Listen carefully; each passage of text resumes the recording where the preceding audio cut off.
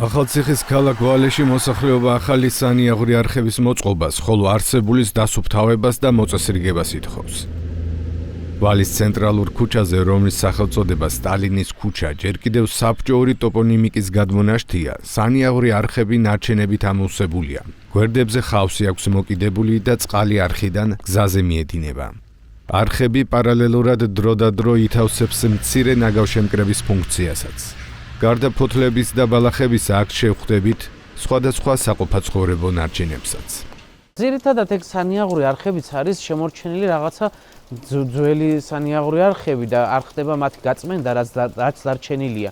არის არხები, რომელსაც წმინდავენ კიდევაც, თუმცა ძირითადად არც გვაქვს დიდად სანიაღვრე არხები, რომ თქვათ ახლა როგორც ახალციხეში, ისე ვალეშიც სანიაღვრე არხები სად არის? მთელი ცენტრალურ გზაზე წყალი იმხელა მოედინება წვიმის დროს, რომ ლამის სახლებში შეუვარდეს ხალხს. ამიტომ ეგ ცალკე პრობლემა არის, რაც არის იმის გაწმენდა და რაც საერთოდ არ არის ხომ, ისიც ცალკე პრობლემა არის. აპირებს თუ არა მერია გაითვალისწინოს მოსახლეობის მოთხოვნები და სანიაღვრეები მოაწესრიგოს. დაუკავშირდით ახალციხის მერიას, მათგან ინფორმაციის მიღებას ველოდებით.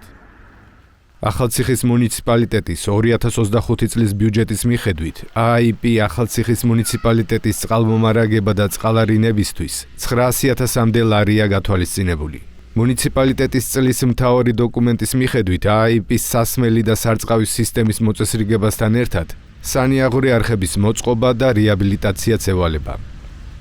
და ბოლოს გავიხსენოთ ვაჟა გაჩეჩილაძის განცხადება იმის შესახებ, თუ როგორია წესი, ვისი პრობლემა და ვინ უნდა დაასუფთავოს სანიაღვრე არხები.